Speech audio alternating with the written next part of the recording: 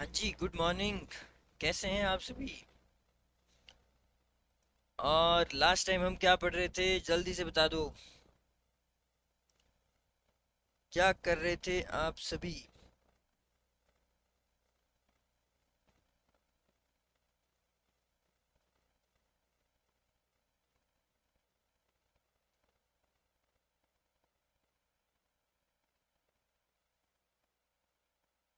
Hello hello, आवाज आ रही है सभी को?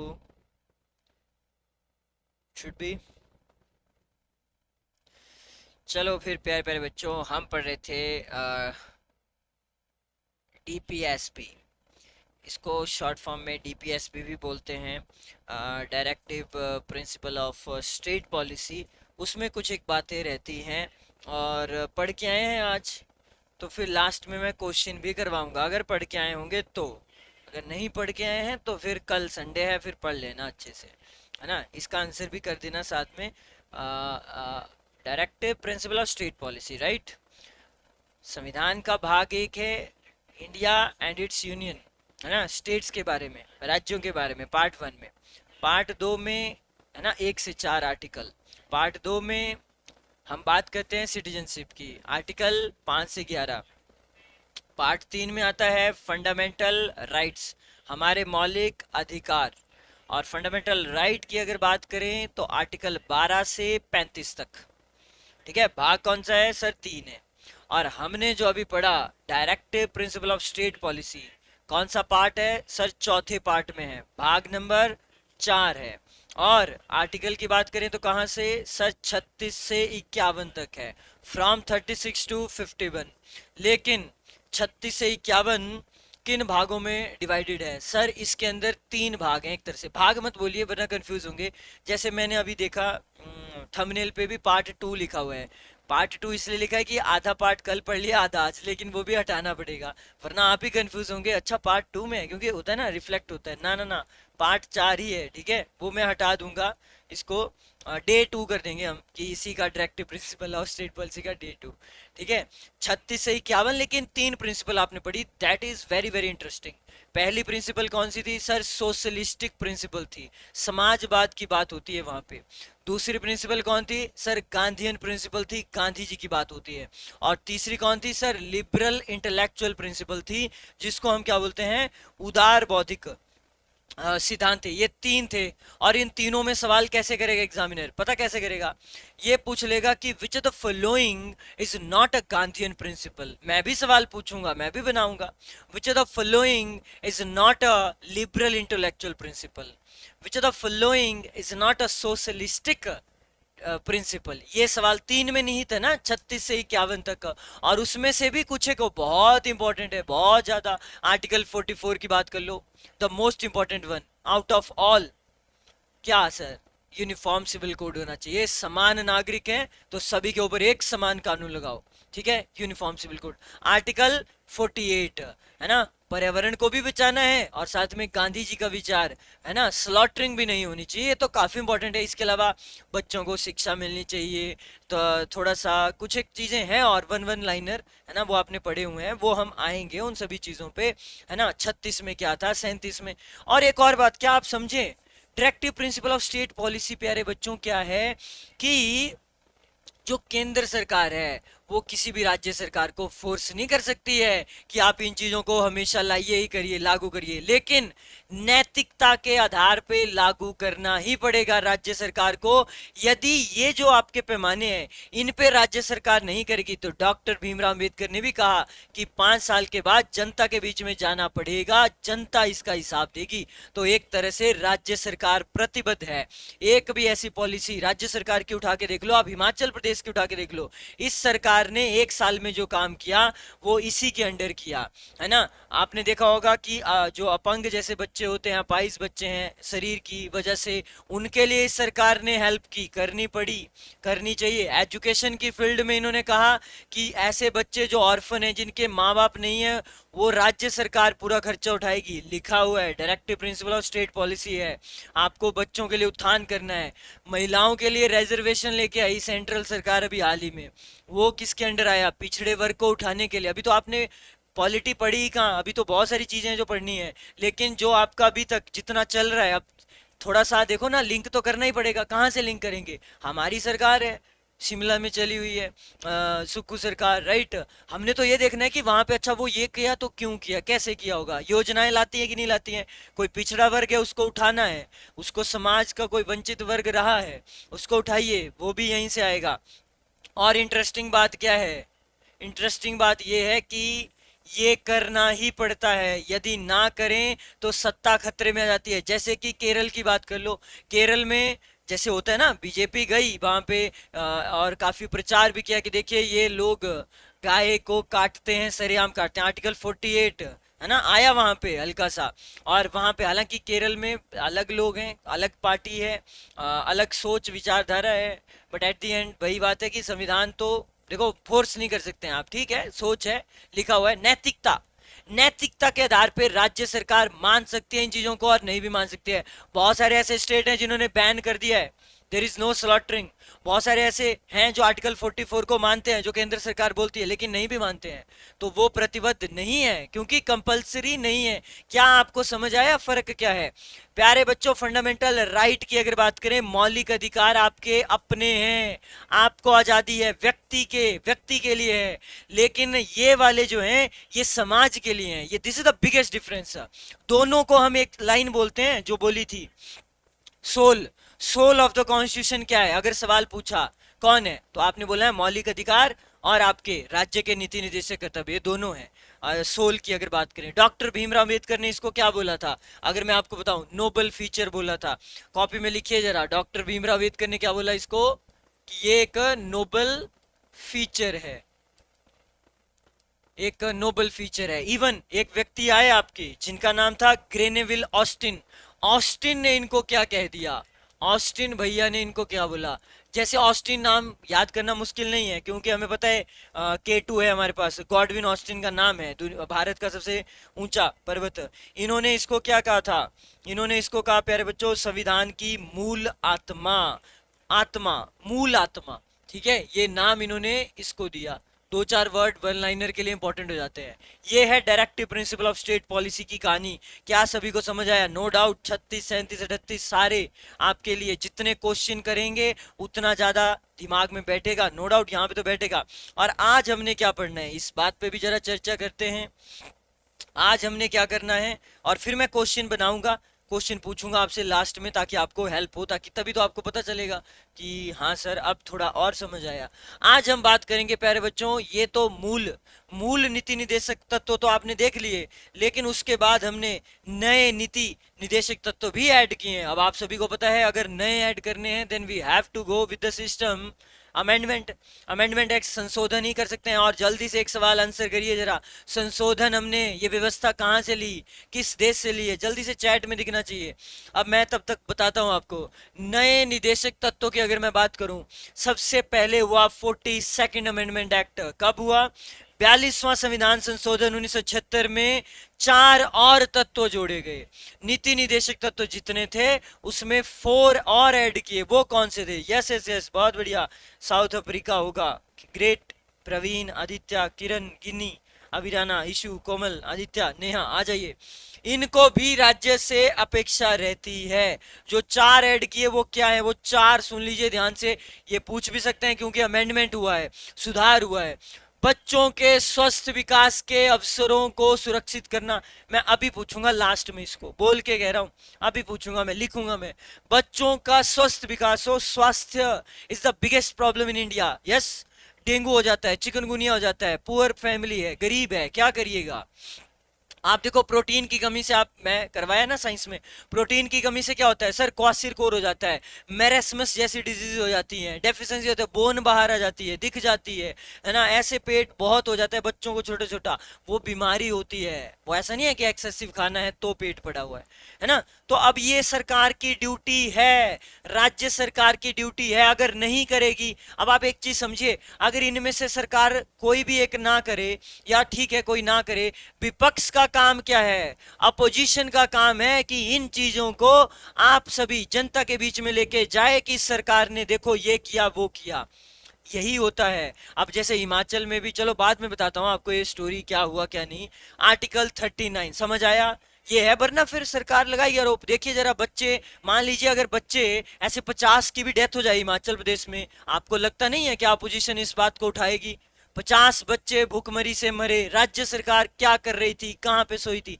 ये चलती है, ये राजनीति होती है इस पे। इसीलिए डॉक्टर भीमराव अम्बेडकर ने कहा, भले ही राज्य सरकार केंद्र सरकार की अवहेलना कर दे, केंद्र सरकार को सरे से बात को निकाल दे कि हम नहीं फॉलो करेंगे, तुम्हारा है, मैं क्यों करूं, हमारी मर्जी है, हम नैतिकता के आधार पे करना चाहें तो करेंगे, नहीं करना चाहेंगे तो नहीं करेंगे। यही है ना directive principle of state policy.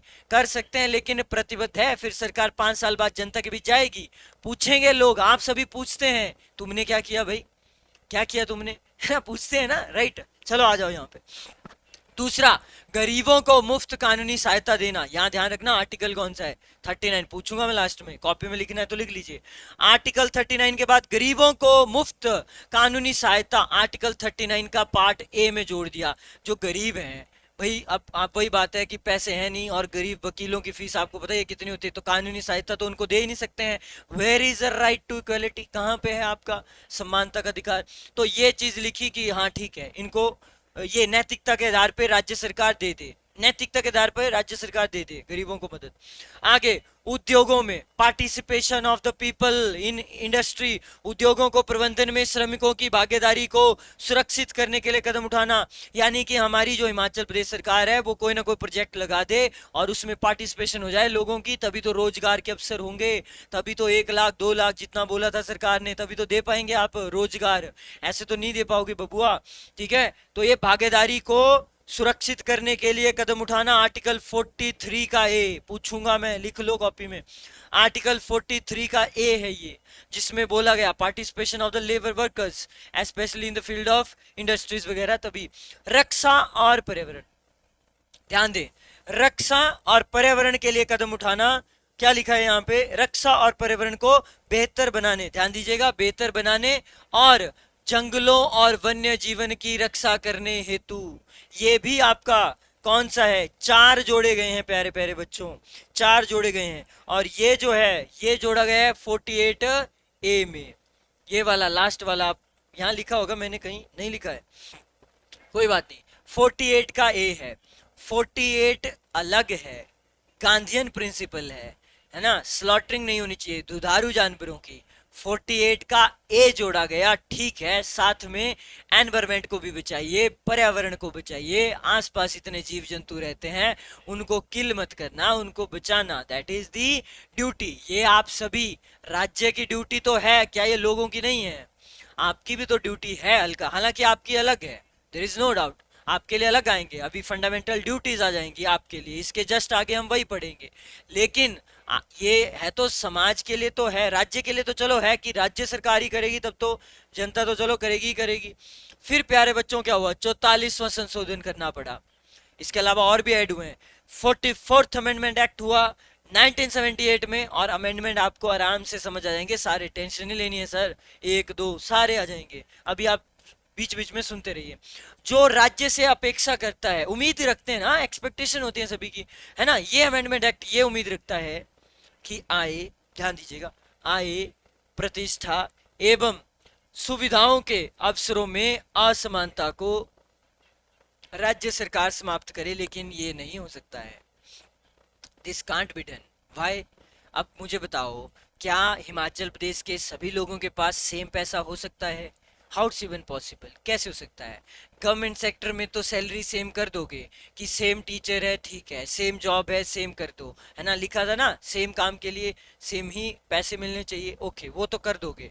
Private sector में कैसे करोगे? प्राइवेट सेक्टर तो किसी का नहीं है, वो तो सभी का है, एनीवन, है ना। अब आर्थिक, आर्थिक का मतलब है पैसा, पैसा कैसे हो सकता है इक्वल? ये तो नहीं हो सकता, आय के हिसाब से आप इक्वल नहीं कर सकते हैं हिमाचल प्रदेश में, हिमाचल मतलब भारत में भी नहीं कर सकते, बट हम तो हिमाचल के कॉन्टेक्स्ट में समझेंगे ना, नहीं कर सकते हैं भाई, आय के आधार पे कैसे करेंगे आप? प्रतिष्ठा, प्रतिष्ठा चलो ठीक है, समाज में बंट तो गए हैं लोग, 4 भागों में बंटे हैं, है ना, वही कास्ट वाला, उसको एक हद तक आप कर देंगे, बहुत सारे एक्ट लाके, चीजें लाके समाज में प्रतिष्ठा, बट ये चीजें, सुविधाएं, सुविधाएं अब कैसे करोगे यार? अब गरीब के पास पैसा नहीं है, वो नहीं जा सकता स्टारबक्स में, वो नहीं जा सकता, पिज्जा नहीं खा सकता, वो नहीं है 150 रुपए, गरीब है। और वैसे अगर होंगे भी तो नहीं वो ले सकता। अब एक व्यक्ति है, हिमाचल के ही दो युवा हैं, एक के पास है रेंज रोवर है 2 करोड़ अरब 2 करोड़ की, और एक के पास नैनो है, मान लीजिए। कैसे? आर्थिक के हिसाब से नहीं हो सकता। सुविधाओं में भी एक बहुत अच्छा हॉस्पिटल है, उसके पास पैसा है, 8 10 10 35 हजार दिन का खर्चा आता है। एक महंगा सा हॉस्पिटल है हिमाचल में, प्राइवेट वाले तो वहां चले जाएंगे, एक गरीब कहाँ जाएगा? तो उसको तो वहीं जाना पड़ेगा ना, गवर्नमेंट हॉस्पिटल में। उसके अलावा उसके पास ऑप्शन कहाँ है? उसके पास पैसे नहीं है। तो राज्य सरकार नैतिकता के आधार पे इस काम को कम करे। 42nd अमेंडमेंट एक्ट लाया सरकार ने। ऐसे बहुत सारे आपको सुनने को मिलती है। अब देखो सरकारें क्या करती हैं, इसी के ऊपर खेलती है। इसी के ऊपर क्या खेलती हैं, आया था ना एक स्कीम 5 लाख की, आपकी केजरीवाल ने भी शायद कुछ लॉन्च किया था कि हम 5 लाख का बीमा देंगे। आपको कोई भी बीमारी हुई हो, कोई भी डिजीज हुई हो, गरीब से गरीब, अमीर से अमीर, सबको 5 लाख का बीमा देंगे। देंगे कि नहीं देंगे? हम ये नहीं समझेंगे किसने क्या लॉन्च किया, हम समझेंगे पॉलिटी के पॉइंट ऑफ व्यू से, वो है ना, पर्सपेक्टिव समझिए। अच्छा अच्छा, इसलिए करती है सरकार, हाँ इसलिए करती है ना। जो निःशुल्क बच्चों को पोलियो के आपको ड्रॉप्स देनी है, या कोई भी इंजेक्शन आते हैं बीच बीच में, कभी कभी आते हैं, दवाइयाँ आ जाती हैं कि चलो भाई ये दवाई फ्री मिल रही है, जाइए और लीजिए। कई बार ऐसा होता है, 5 साल में 1 2 बार सुनने को मिलता है। आजकल अच्छा फ्री बंट रहा है कुछ हॉस्पिटल में जाके, है ना। राज्य सरकार की स्कीम्स होती है नैतिकता के आधार पे लोगों का फायदा करना, है ना। इवन आपके स्कूल में क्या होता था, बचपन में स्कूल में आते थे ना नियर बाय डॉक्टर्स, और एक टीम आती थी पूरी और चेकअप करती थी आपका पूरा। बच्चों बताओ आपको क्या है, गवर्नमेंट स्कूल में तो होता था, प्राइवेट में आई डोंट नो होता है कि नहीं होता है, ये होता था। ये नैतिकता के आधार पे बच्चों के पूछते हैं, बच्चे बोलते सर देखने में है, कोई बात नहीं आपको चश्मा दे देंगे हम, आइए आप, और मिनिमम प्राइस देना ही पड़ेगा, ऐसा नहीं है कि नहीं देंगे, मिनिमम। और दवाइयाँ देते थे, पेट खराब है उसकी दवाई मिलती है। आज भी गवर्नमेंट स्कूल्स में ये फैसिलिटी है हिमाचल प्रदेश में, है ना, दवाई मिलती है आज भी। उसको हर, पता नहीं, ये मेरे को चेक करना पड़ेगा, आपको पता होगा, हर मंगलवार बुधवार कब देते हैं ये, और खिलाते हैं। इवन जब प्रार्थना सभा होती है डेली, हर वीक ये होता है, हर वीक होता है ये, है ना। आयरन की, yes Sonam you right, iron की ये स्कीम्स हैं सरकार की, नैतिकता के आधार पे कि लोगों के बीच जाओ, ताकि बच्चा बोलेगा घर, मम्मी सरकार ने तो ये दिया, अच्छा अच्छा सरकार अच्छा कर रही है, हाँ मतलब फिक्र है हमारी, है ना। अब आ जाओ यहाँ पे, तो ये काम थोड़ा सा इम्पॉसिबल सा है, बट इम्पॉसिबल तो है आय के हिसाब से। अब आप कैसे इक्वल तो नहीं कर सकते आप पैसों के हिसाब से, जो अमीर है वो तो फैसिलिटी ज़्यादा होगी अमीर के पास, गरीब के पास कम होगी, सीधी सी बात है। 86th अमेंडमेंट एक्ट हुआ प्यारे प्यारे बच्चों, ध्यान दीजिएगा।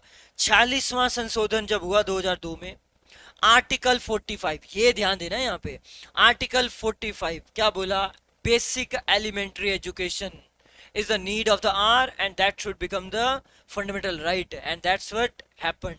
ये आर्टिकल 21 एक के तहत मूल अधिकार बनाया गया।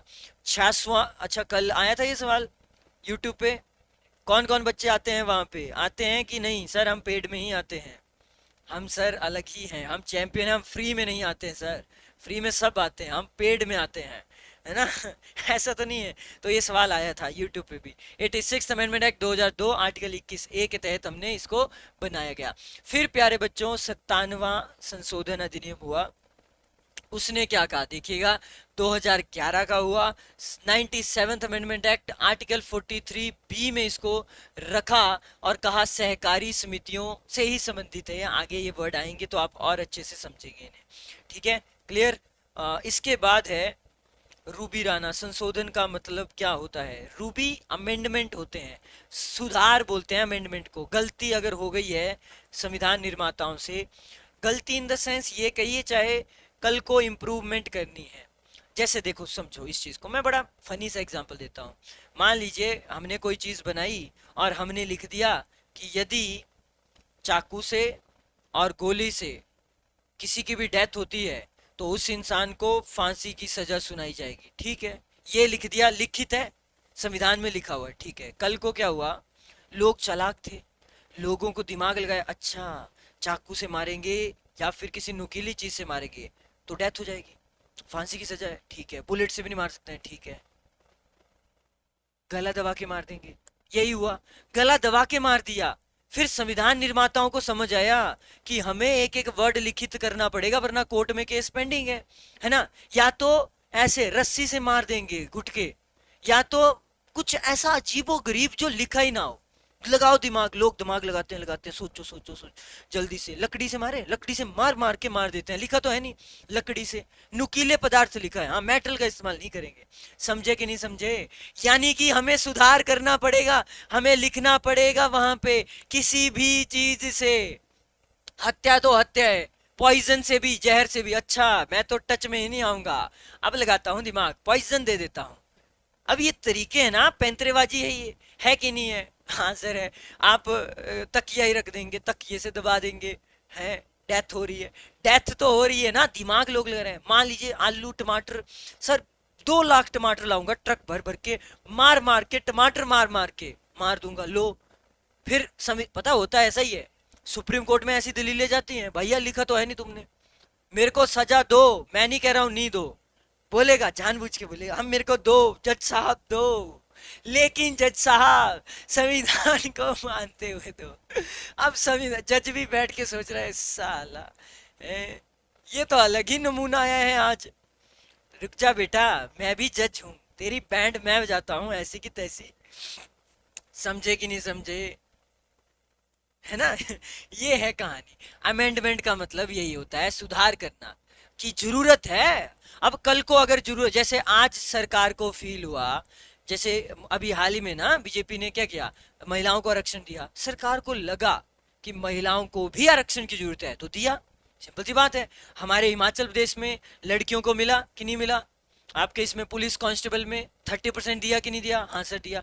तो इस सरकार को लगा it is the need of the hour, अभी की जरूरत है कि देना चाहिए लड़कियों को, दे दिया। ये है। अगर कल को कोई और सरकार आएगी और उसे लगता है नहीं, इस पर्टिकुलर कास्ट की, इस पर्टिकुलर कम्युनिटी की विशेष लड़कों को, लड़कियों को, कम्युनिटी को आरक्षण की जरूरत है, तो वो देंगे। ये होता आया है, ये होता जाएगा आगे भी, ये जरूरत के हिसाब से होता है। समझ गए होंगे आई होप। नेहा सही फरमाया आपने, 1500 रुपए, ये भी सरकार का क्या था, ये स्कीमें होती है ना, ये स्कीमें होती हैं कि हमारी सरकार आएगी तो 1500 रुपए हर महिला को देगी, नैतिकता। ठीक है, अब लोगों के बीच में गए, ये बोला भी, और ऐसा नहीं है कि नहीं देंगे, प्रॉबेबली देंगे, हम थोड़ा टाइम लगता है चीज़ों में, देर इज नो डाउट, लगेगा। हम देखो ना, मैं ऐसे कैसे बोल सकता हूँ नहीं देंगे, अब 5 साल होने दीजिए, अगर नहीं दिया फिर तो बैकफुट में होंगे ये, है ना, कांग्रेस पार्टी फिर बैकफुट में होगी, देना पड़ेगा। 2 लाख, 1 लाख, मतलब बोल ही रहे हैं, वैसे तो 20,000 नौकरियां हम देंगे, बार बार बोल रहे हैं, हर एक मंच से बोल रहे हैं, जहां जा रहे हैं वहां हमारे सीएम साहब बोल तो रहे हैं, और बार बार एक वर्ड यूज कर रहे हैं, मार्च से पहले, मार्च से पहले, मार्च से पहले। भगवान ही देख रहा है, अब यही बोलेंगे हम भी, और कुछ नहीं बोलेंगे, भगवान देख रहा है बस। ठीक है।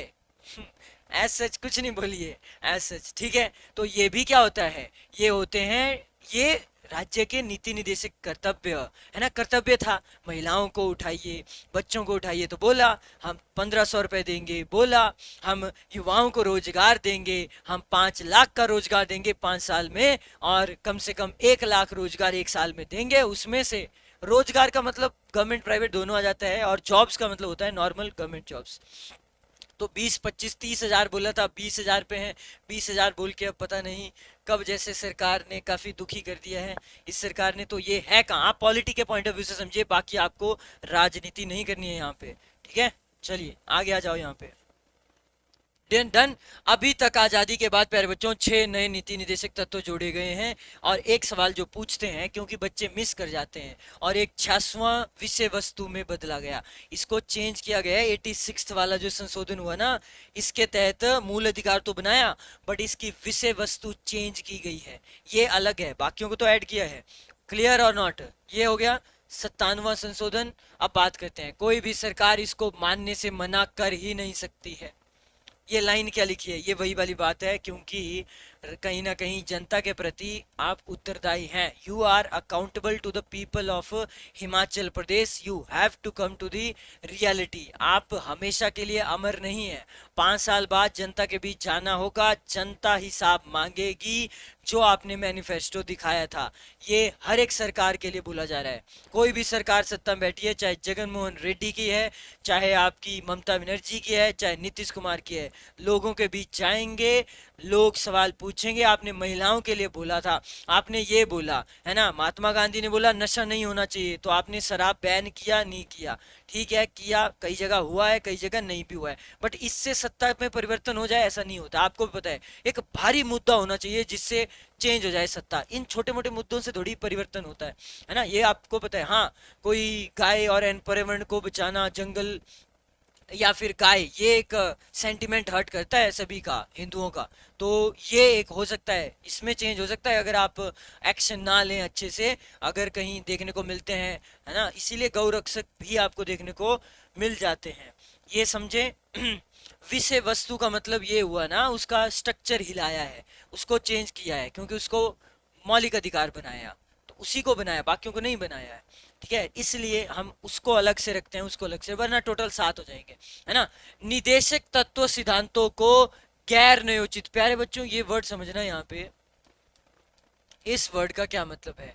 ये गैर न्यायोचित है, ये मैंने पहले भी बोला, कल भी बोला, मतलब कल क्या बोला था कि एक होता है ना न्यायोचित। न्यायोचित का मतलब है यदि सरकार फॉलो नहीं करती है, मान लीजिए समानता का अधिकार नहीं है, आप सुप्रीम कोर्ट जाइए, आप रिट जारी करवाइए आर्टिकल 32 के तहत, आप हाई कोर्ट जाइए आर्टिकल 226 के तहत, आप रिट जारी करवा सकते हैं। सुप्रीम कोर्ट तो कभी मना भी नहीं करेगा, हाई कोर्ट मना कर सकता है ना। और रिट 5 टाइप के हैं, कर सकते हैं आप। हनन अगर होता है कि सर मेरी स्वतंत्रता छीनी गई है, मुझे फ्रीडम ऑफ एक्सप्रेशन है, ये वर्ड तो देखो ना, कोई भी आपको कभी भी जेल में डाले, पहली चीज आप यही बोलेंगे ना कि सर एक्सप्रेशन तो था, स्वतंत्रता तो थी, ऐसे कैसे इन्होंने जेल, वही बात है ना। एक्सप्रेशन, फ्रीडम ऑफ एक्सप्रेशन, तो इसका हनन नहीं कर सकते हैं। लेकिन प्यारे बच्चों समझेगा, 36 से लेके 51 तक जो जो लिखा हुआ है, वो सारा का सारा यदि राज्य सरकार हमारी नहीं फॉलो करती है, आप हाई कोर्ट नहीं जाएंगे शिमला, ना ही आप सुप्रीम कोर्ट जाएंगे दिल्ली,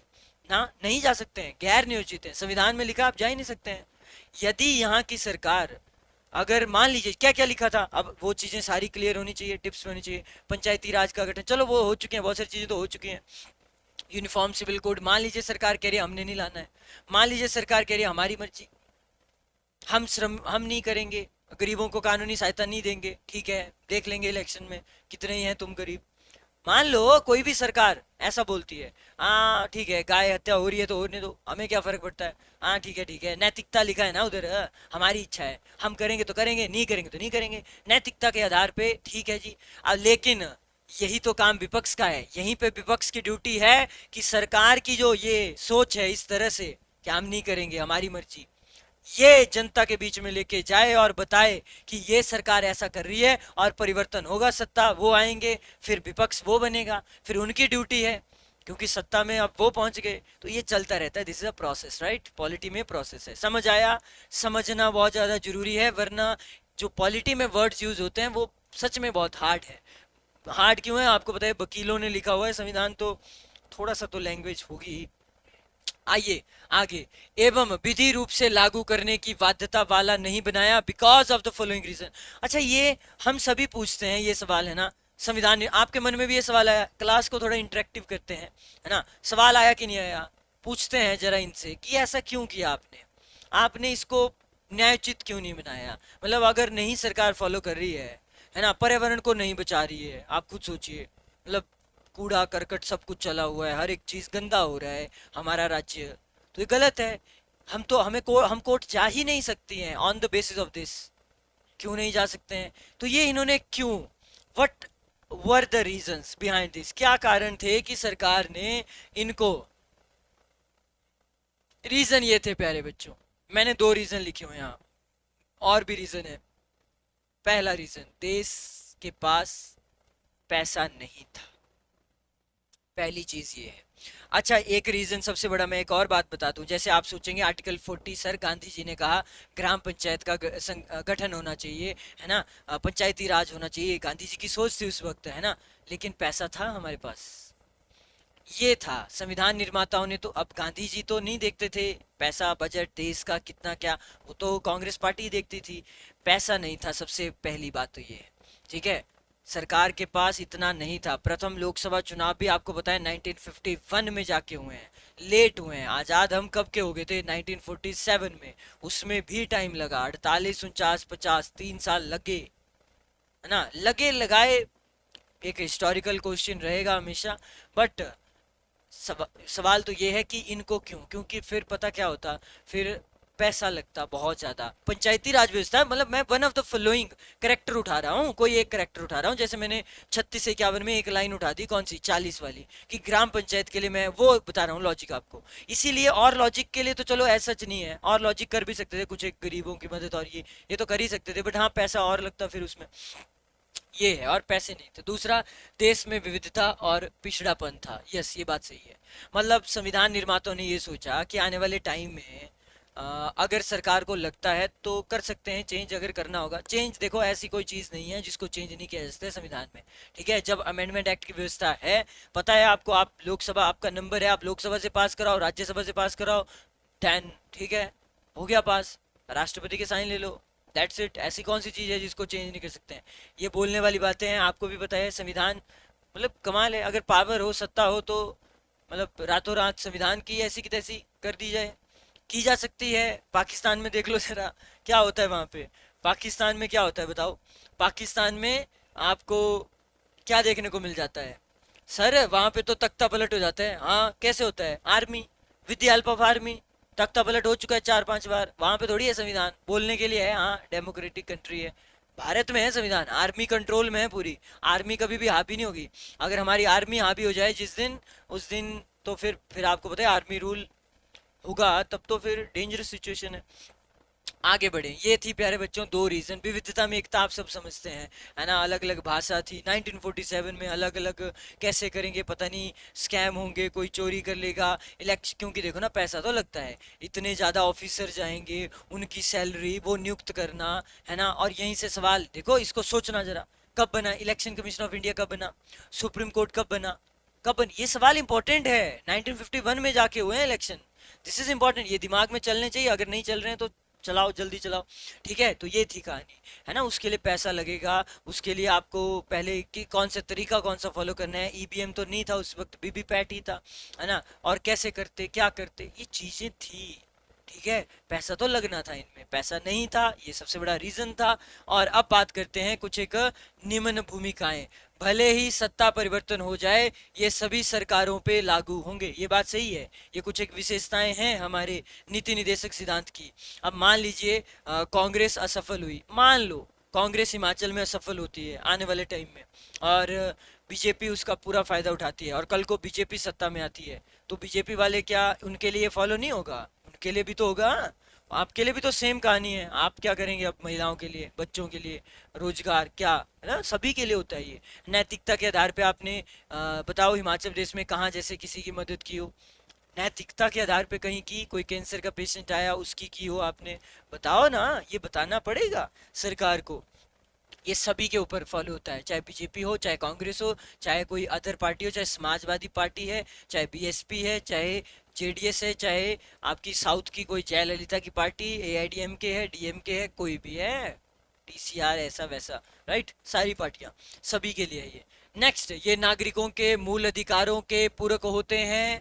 ये भाग 3 में सामाजिक एवं आर्थिक अधिकारों की व्यवस्था करते हुए रिक्तता पूरा करते हैं। इस चीज को समझिएगा प्लीज। आपको पता है मूल अधिकार कौन से पार्ट में है सर? पार्ट नंबर भाग 3, भाग 3 में है मूल अधिकार। मूल अधिकार व्यक्ति के लिए है, व्यक्ति, व्यक्ति को, इंडिविजुअलिज्म आ जाता है वहां पे। आप सभी के अपने अधिकार हैं।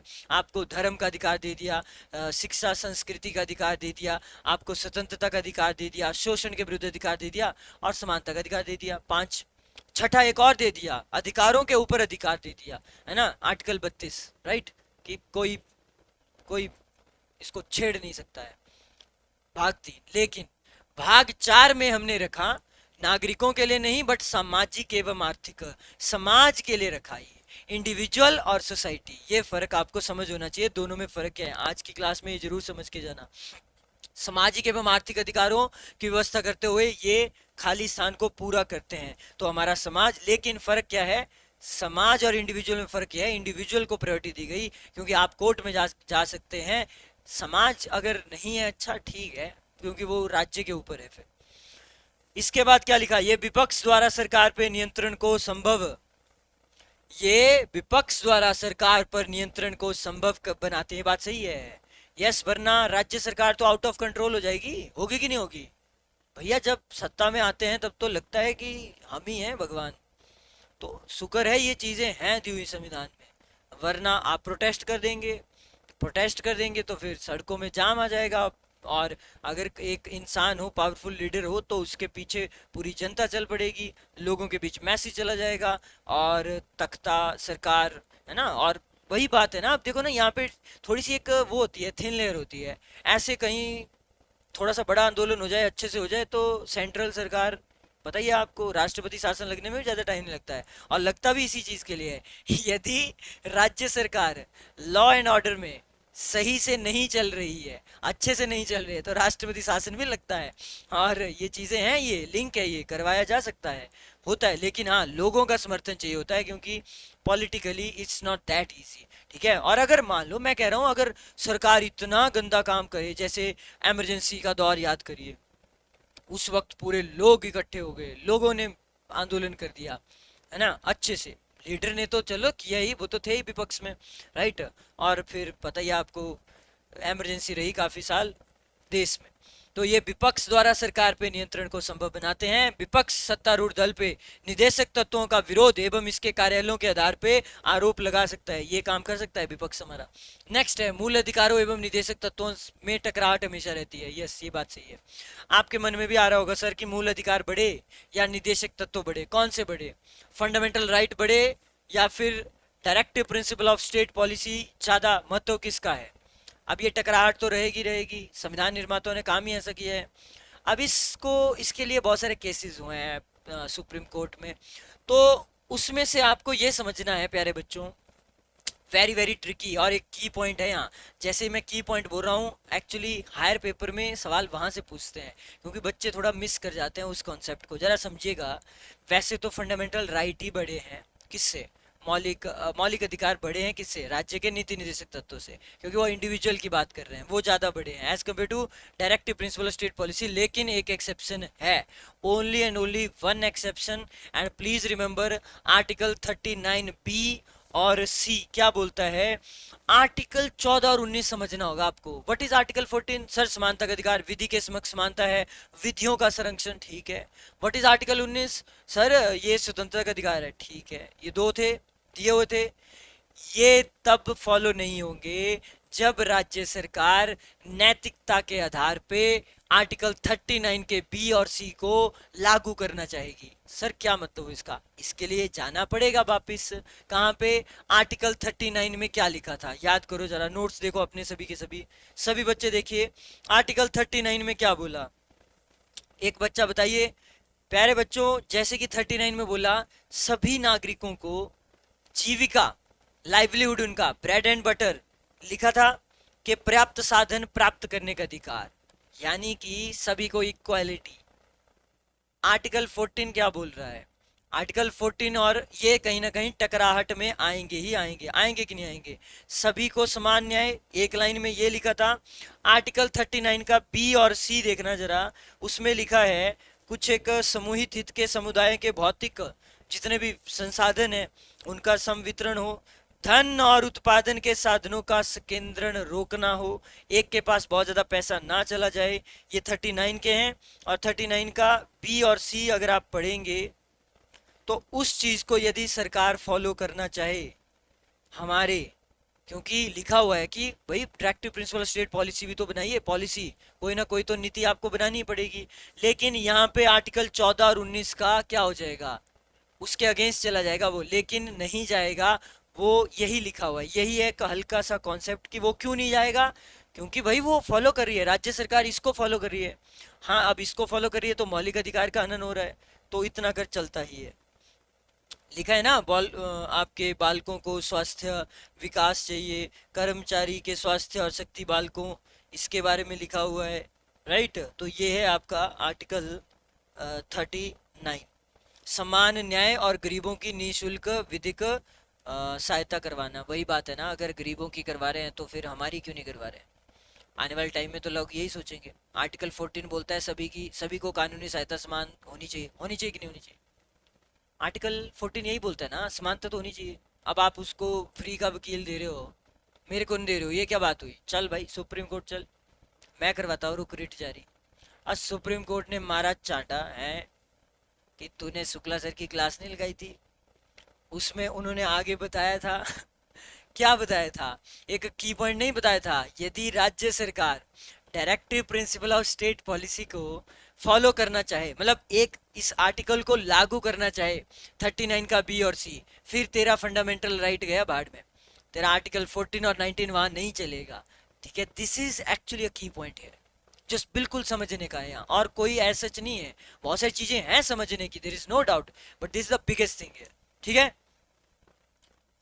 हाँ हाँ, पंचायत गठन ही है, शुभम ब्रदर, आओ आगे आओ। ठीक है, तो चांटा पड़ गया सुप्रीम कोर्ट से फालतू में। आगे क्या है, यदि राज्य सरकार, देखिए इस चीज को भी सुनिएगा, यदि राज्य सरकार आर्टिकल 39 को लागू करना चाहे तो इसे इस बात पे आप नहीं बोल सकते हैं, अवैध करार नहीं दिया जा सकता है कि वह आर्टिकल 14 समानता और आर्टिकल 19 स्वतंत्रता या फिर आर्टिकल 31 संपत्ति का अधिकार द्वारा मूल अधिकारों का उल्लंघन है, ये आप नहीं बोल सकते हैं। ठीक है, मैंने बिल्कुल आसान सी भाषा में लिखा है, वरना बुक में बहुत हार्ड लैंग्वेज यूज हुई है। ठीक है, समझ आया ये वाला? क्योंकि मुझे लगता है इसमें बच्चे नहीं समझ पाते हैं। आप समझे कि नहीं समझे? आज यहाँ पे पानी भी नहीं है, बताओ समझे कि नहीं समझे सभी बच्चे? What is this? क्योंकि ये काफी इंपॉर्टेंट है समझना, वरना काफी मुश्किल हो जाएगी प्यारे प्यारे बच्चों।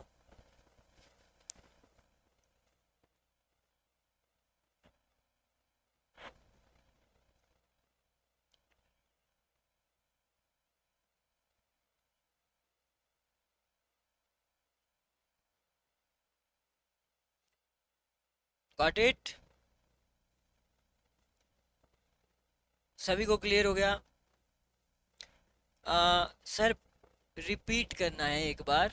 देखो मैंने क्या बोला, जरा सुनिएगा एक बार फिर से सुनिए।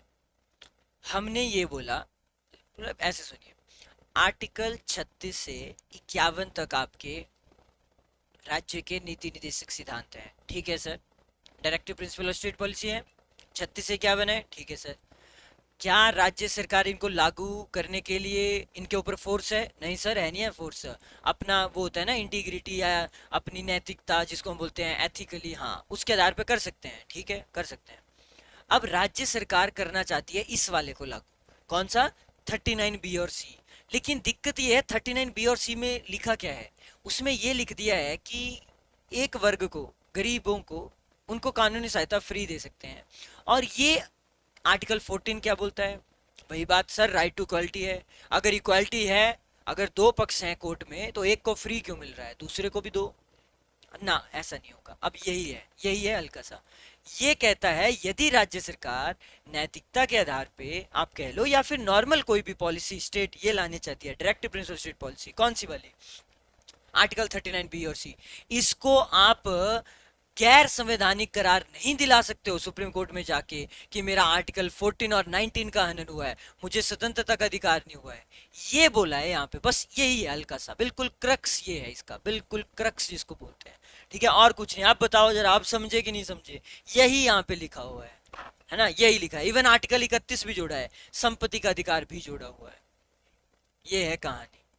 संपत्ति का अधिकार इन द सेंस, अगर सरकार चाहे किसी एक पर्टिकुलर वर्ग को दे सकता है रोड साइड पे कहीं जॉब काइंड ऑफ रेडी लगाने की, राज्य सरकार का हक है। लेकिन आप ऑब्जेक्शन भी कर सकते हैं कि ये क्या बात हुई, मेरे को तो नहीं दिया, अच्छा मेरे को भी दो, मेरे को भी दो। फिर वही बात है ना, एक चल पड़ती है ना ऑर्डर, एक को दें तो फिर 10 बच्चे और बोलते हैं कि सर हमें भी, हमें भी, हमें भी। वही वही वाली कहानी है।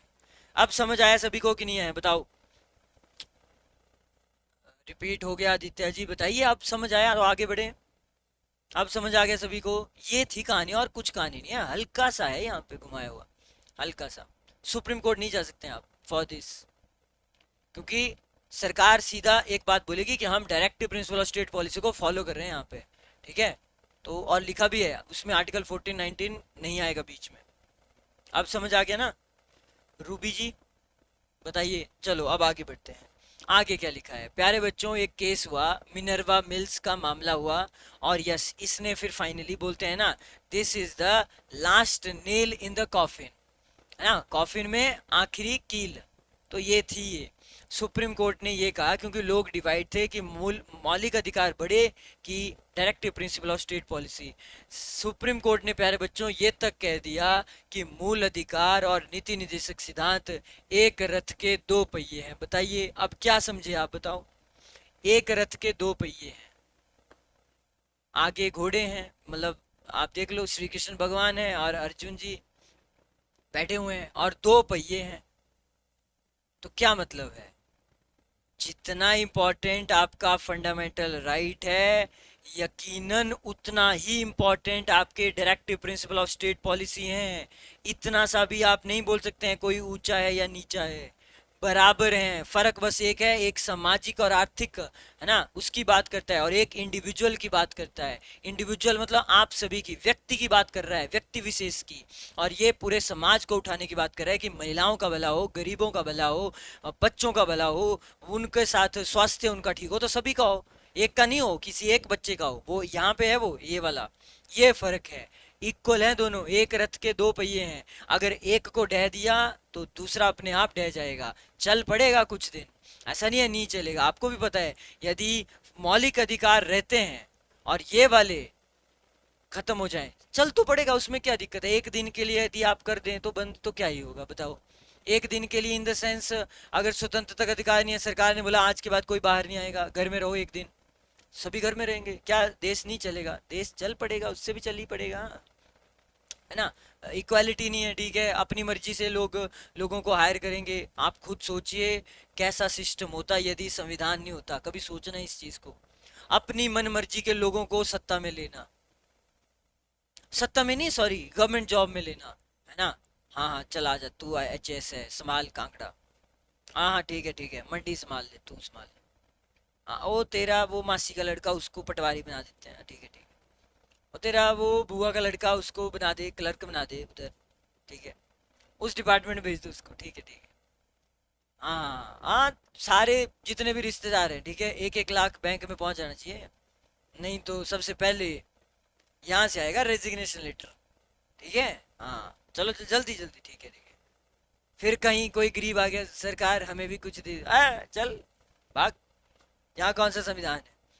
ये होता है चाइना में, ठीक है, आप माने चाहे ना माने, वहां पे सरकार से परमिशन लेनी पड़ती है। एक नॉर्मल सा आपने दुकान भी डालनी है, इंडिया में नहीं है ऐसा, यहाँ पे जो करना है वो करिए। हाँ ठीक है, समझे? अनर्की, बिल्कुल अनर्की। ये है कहानी, संविधान है भारत में, आप सभी सुरक्षित हैं, इस बात को समझिए। आगे बढ़े, ठीक है। और एक दूसरे से कम नहीं है प्यारे बच्चों, इसीलिए इन्हें सोल बोल दिया है। और क्या चाहिए, सोल बोला, दोनों को बोला है, ठीक है, राइट, आत्मा। Next, what is the difference between मूल अधिकार एंड निर्देशक तत्व? प्यारे बच्चों अब डिफरेंस भी पता होना चाहिए, है ना। क्या डिफरेंस है, इतने अच्छे से आपने पढ़ा है तो डिफरेंस भी तो पता होनी चाहिए। देखो पहला, ये नकारात्मक ही है, यस ये नकारात्मक है। ये राज्य सरकार को बहुत सारी चीजें करने से रोकते हैं। हाँ, कहीं आर्टिकल 14 बीच में आ गया, फिर इक्वालिटी नहीं होगी। राज्य सरकार ऐसे किसी एक के लिए तो नहीं कर सकती है ना। अब मान लीजिए 5 पोस्टें हैं किसी एक चीज के लिए, मान लो हाई कोर्ट में क्लर्क की पोस्ट देख लो आप, 5 हैं। वैसे तो चलो अपना ही सिस्टम है, बट फिर भी राज्य सरकार ये नहीं कर सकते हैं कि पांचों के पांचों मैंने फ्रीडम फाइटर ही रखने थे। ये नहीं कर सकते हो भाई साहब आप, आपको एक एक दो दो, एक ही करो, एक एक दो दो ही करो। अगर 5-6 ही सीटें हैं, पर करना पड़ेगा, ये है ना। तो ये रोकते हैं, अच्छी बात है, रोकते हैं, इक्वालिटी है। वरना वरना अगर ये ना हो तो इक्वालिटी खत्म हो जाती, है ना। फिर तो राज्य सरकार अपने ही चुनिंदा लोगों को लेती। आप में से बहुत सारे सोच रहे हैं सर परोच वाला सिस्टम तो है ही हिमाचल में, बहुत सालों तक लोग आज भी सर्विस दे ही रहे हैं, वो परोच से तो लगे हैं, है ना। बात सही है। देखो संविधान में बहुत जगह पे क्या हुआ है, हनन तो वही है कानून का, राइट। तो ऐसे बहुत सारे मामले देखने को मिल जाएंगे आपको, राज्य सरकार जहाँ पे इक्वालिटी, राइट टू इक्वालिटी को जीरो साबित कर देती है। ये सकारात्मक है, निर्देशक तो ये लोगों के कल्याण के लिए है, लोगों की भलाई के लिए है ना। ये समाज देखो, सारे देखो, सामाजिक सुधार, हर एक चीज, आर्थिक सुधार, ये तो लोगों की भलाई के लिए है। तो ये पॉजिटिव है, ये नेगेटिव है। दूसरा, ये न्यायोचित है, ये देखिए, ये न्यायोचित है, आप न्यायालय जा सकते हैं, we can go to the court and we can say sir ये हुआ है, आप रिट जारी करो, तो रिट जारी हो जाएगा, ये आप जा सकते हैं। लेकिन यहाँ पे जाएंगे आप सुप्रीम कोर्ट, तो क्या होगा, सुप्रीम कोर्ट ऐसे मारेगा चांटा, चल भाग यहाँ से, टाइम वेस्ट कर रहे हैं हमारा। ये गैर नियोजित हैं, इन्हें किसी भी कोर्ट से लागू नहीं कराया जा सकता है, हाई कोर्ट हो चाहे सुप्रीम कोर्ट हो चाहे कोई भी कोर्ट हो, चाहे कहीं पे भी नहीं जा सकते हैं आप, you don't have any right here. Next देखो यहाँ, लोकतांत्रिक राजनीतिक व्यवस्था स्थापित करना, इसका मेन पर्पस क्या है, एक डेमोक्रेटिक और पॉलिटिकल टाइप ऑफ व्यवस्था हो स्थापित करना, ठीक है। व्यवस्था से आपको भी वही याद आया होगा, व्यवस्था परिवर्तन। बस सर इतना बोल दिया आपने, बस सर दिल को चुभ रहा है, बस इससे ज्यादा मत बोलिए, ठीक है। आ जाओ, चलो मैं नहीं बोल रहा हूँ। अब आओ यहाँ, directive principle of state policy, इसमें क्या है, सामाजिक व आर्थिक लोकतंत्र की स्थापना करना। दिस इज इंपॉर्टेंट, दोनों में बहुत डिफरेंस है, सामाजिक और आर्थिक, लोकतांत्रिक, राजनीतिक, देयर इज अ डिफरेंस।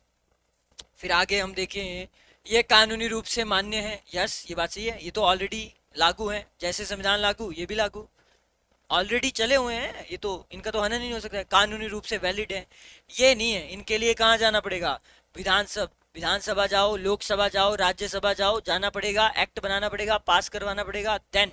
अब जैसे आर्टिकल, मेरे को लगता है आने वाले टाइम में अगर बीजेपी सरकार होगी सत्ता में, जो कि लग रहा है मोस्ट प्रोबेबली, तो ये होगा कि आर्टिकल 48 जो है ना गाय के लिए, है ना, इसमें मुझे लगता है कि एक कानून आ जाएगा बहुत जल्दी कि भारत में गाय की हत्या नहीं होगी, एक कानून आ जाएगा सभी के लिए, है ना। फिर वो, क्योंकि ऐसे तो कहाँ पे है, ऐसे तो राज्य की अपनी नैतिकता है कि भाई तुम्हें अगर लगता है नैतिकता है तो तुम मत करो, उस हिसाब से भारत में है बहुत सारे, 15-16 राज्य हैं आई थिंक, बट ये फैक्ट चेक करना पड़ेगा, ये मैंने लास्ट टाइम किया चेक, है ना। उन्होंने कानून बनाया स्पेशल कि नहीं होगा, there should be no slaughtering, means no slaughtering, है ना, दुधारू जानवरों की नहीं होगी। और सभी धर्मों को ध्यान में रखते हुए, देखो हर एक धर्म का होता है, जैसे मैं सीधे कह रहा हूँ, मुस्लिम के लिए सुअर होते हैं, तो वो भी तो दुधारू होते हैं, कि उनमें ऐसा नहीं होता, तो उनकी भी नहीं होगी और आपकी इसकी भी नहीं होगी, दोनों में हार्मनी रहेगी, सांप्रदायिकता रहेगी, that's what constitution says.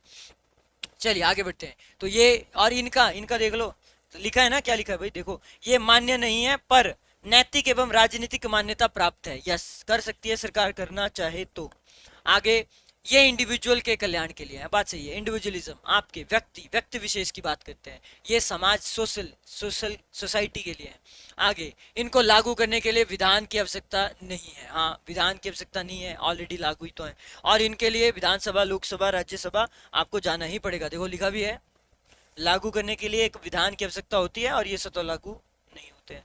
Next क्या है, कोर्ट इस बात के लिए बाध्य है कि किसी भी मूल अधिकार के हनन होने पे रिट जारी करवा सकता है, यस कोर्ट है, कोर्ट के ऊपर ये ऑब्लिगेशन है, कोर्ट भाग नहीं सकता है, लेकिन यहाँ पे कोर्ट भाग जाएगा, हाँ भाग जाएंगे वो जज एकदम, आपने बात की यहाँ पे, कोर्ट असंवैधानिक और अवैध घोषित नहीं कर सकता है, यद्यपि विधि की, यद्यपि, और ये जो लगते हैं ना हालांकि, यद्यपि, ऑल्दो, इनको भी पढ़ना होता है अच्छे से। देखो यहाँ, विधि की वैधता को इस आधार पे सही ठहराया जा सकता है कि इन्हें निर्देशक तत्वों को प्रभावी करने के लिए लागू किया गया है।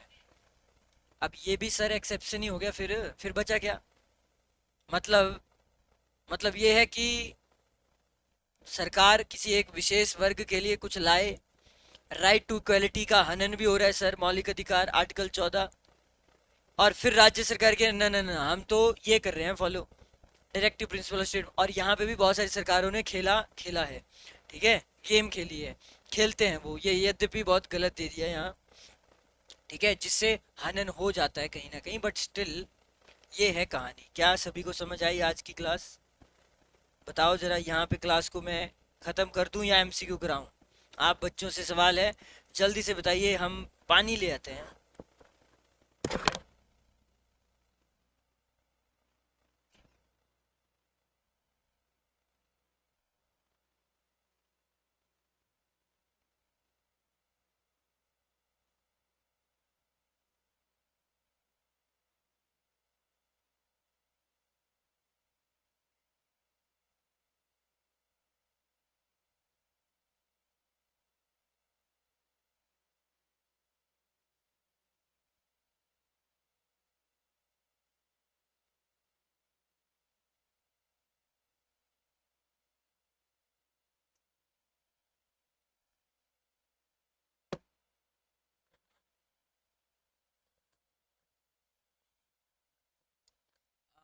एमसीक्यूज वाले हैं सारे के सारे? क्या बात है, एमसीक्यूज। ठीक है, अच्छा ठीक है ठीक है। नोट्स देखो जरा अपने, करेंगे हम एमसीक्यूज।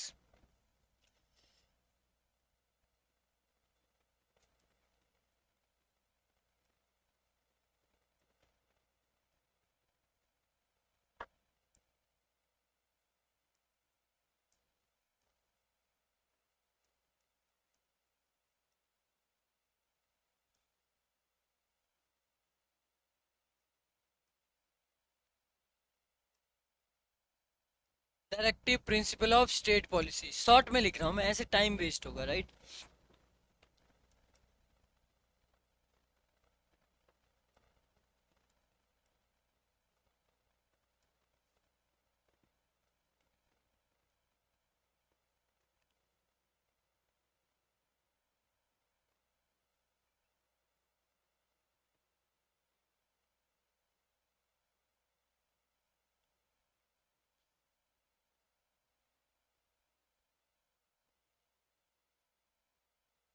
चलो आ जाओ, आंसर करो। यहाँ पे चलो, यहाँ पे रहने देते हैं, यहाँ पे करते हैं आंसर्स। पार्ट वन या फिर भाग एक, ठीक है, एक आधे की ट्रांसलेशन देता हूँ ताकि ज्यादा दिक्कत ना हो आपको। पार्ट वन में क्या है, ए बी सी या फिर डी? बताइए जरा, आप ही बच्चों ने बताना है। Sir option number T, India and union territories. ठीक है, बहुत बढ़िया। भाग दो में क्या है, व्हाट इज प्रेजेंट इन इन भाग दो? बताएगा कोई बच्चा? बहुत बढ़िया बहुत बढ़िया, एक्सीलेंट। सर दूसरे का आंसर होगा सी, प्रवीण सी कह रहे हैं सर, नागरिकता के बारे में है भाग दो। ठीक है, ओके, ग्रेट। तीसरा, भाग तीन में क्या रखा है? भाग तीन में क्या रखा है, बताओ बताओ जल्दी से, तीसरे का आंसर क्या होगा?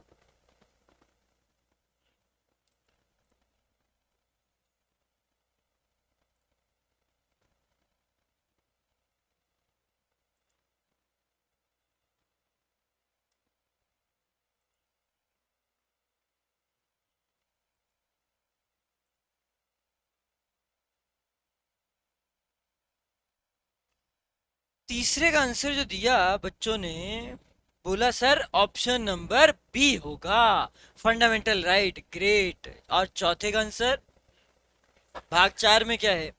यश, आदित्य, करण, सनम नेगी, मनीष चौहान, प्रतिभा शर्मा, यू आर राइट। क्या होगा सर, जो बच गया वही होगा, है ना, इसमें क्या दिक्कत है? यानी कि ए, यानी कि directive principle of state policy. Great, बहुत अच्छा रिस्पांस है, यही रिस्पांस आगे भी चाहिए मुझे। चलो मैं क्वेश्चन बनाता हूँ, आप साथ साथ में आंसर कर सकते हैं यदि आपने करना है।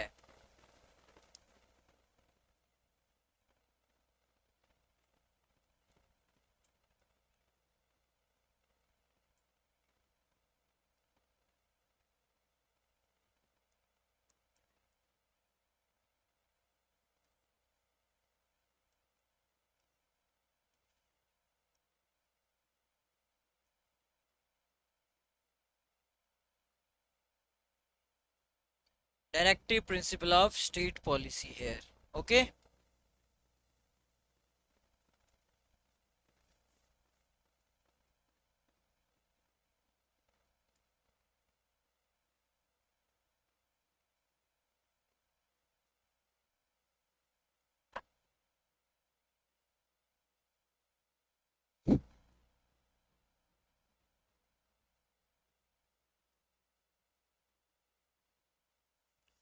चलो आ जाओ जल्दी आंसर यहाँ पे। पहले का आंसर दो प्यारे बच्चों। पहले का आंसर क्या होगा कि भारत यूनियन ऑफ स्टेट है, ये आर्टिकल किस किस में लिखा हुआ है? India is a union of state and this has been written in article. Ginni Bhatia, बहुत बढ़िया, क्या बात है। हाँ, ये मेहनत करनी है प्यारे बच्चों, मेहनत के बिना गुजारा नहीं है, इस चीज को समझना है हमें। और इसका आंसर क्या होगा?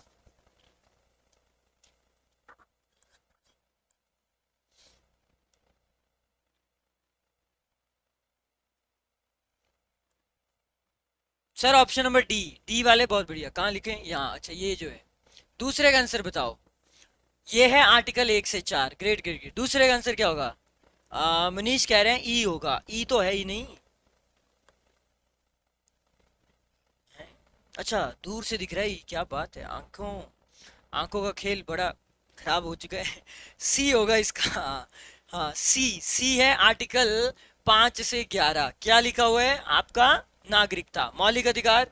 तीसरे का आंसर करो जल्दी से। मौलिक अधिकार कौन से आर्टिकल में है? मौलिक अधिकार ये कहाँ पे है?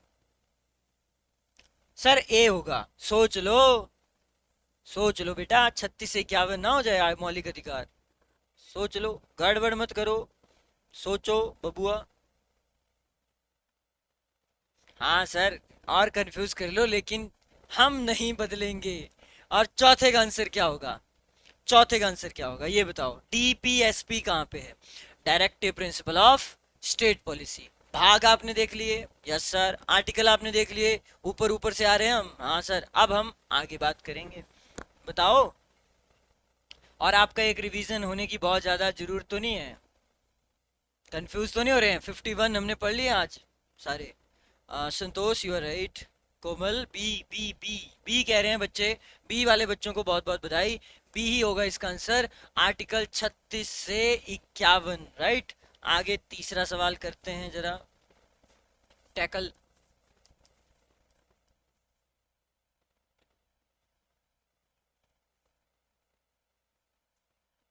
तीसरे सवाल के लिए तैयार हैं?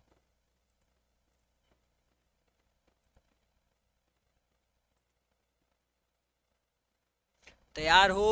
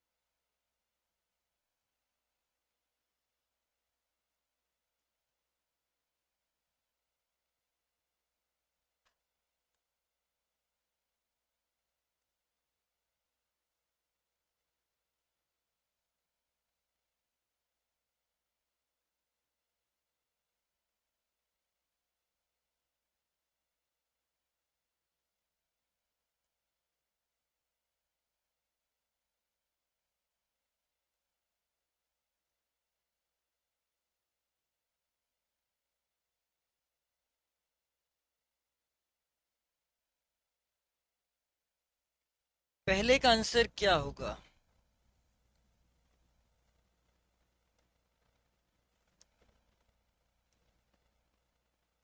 चलो बताओ, पहले का आंसर क्या होगा जल्दी से। Directive principle of state policy has been taken from which of the following constitution? Which of the following countries constitution rather? क्या होगा? प्रतिभा बहुत बढ़िया, प्रवीण, नीलाक्षी, करण, सनम, आदित्य, शुभम, ओमी, गिन्नी, शिवानी। बाकी बच्चे भी बताओ अगर क्लास में मौजूद हैं। हैं, रफ कॉपी में लिखने को दिया होगा गेड़ा, है ना? हाँ सर, हम यही लिखेंगे, हम चैट नहीं करेंगे। हाँ, चैट नहीं करेंगे राणा साहब। बाकी बच्चे भी करो। लकी। डी, बहुत बढ़िया। दूसरे का आंसर दो, यानी कि directive principle of state policy हमने ली है आयरलैंड से। दूसरे का होगा, हाँ हाँ संतोष, बिल्कुल बिल्कुल बिल्कुल। दूसरे का क्या है सर, सी पता लगाओ। फंडामेंटल राइट हमने कहाँ से लिए हैं, बहुत बढ़िया सर। हमने अमेरिका से लिए हैं, अमेरिका, अमेरिका के संविधान से, द यूएसए हो गए यहाँ पे आंसर। ठीक है, तीसरे का आंसर बताओ। हमने अमेंडमेंट एक्ट, क्योंकि ये सारे वर्ड आज की क्लास में यूज हुए हैं, अमेंडमेंट एक्ट शब्द हमने कहाँ से लिया है, अमेंडमेंट शब्द हमने कहाँ से लिया है प्यारे बच्चों। सर तीसरे का होगा बी, साउथ अफ्रीका से, बहुत बढ़िया, तीसरे का बी ही होगा।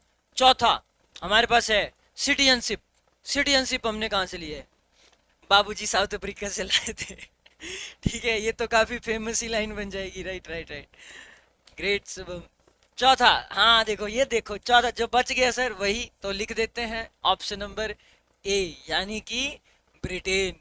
तो अब आपके लिए एक सवाल, तीनों में बताओ, तीनों क्वेश्चन में स्कोर सभी का अच्छा है, 3 आउट ऑफ 3, या फिर गड़बड़ है, गड़बड़ है तो फिर गड़बड़ नहीं करनी है, सभी का स्कोर बिल्कुल आना चाहिए, अच्छा आना चाहिए।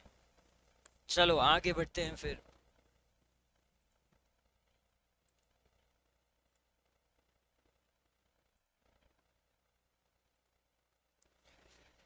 नेक्स्ट सवाल प्यारे बच्चों आपके लिए हम अब बनाते हैं, थोड़ा सा वेट करिए।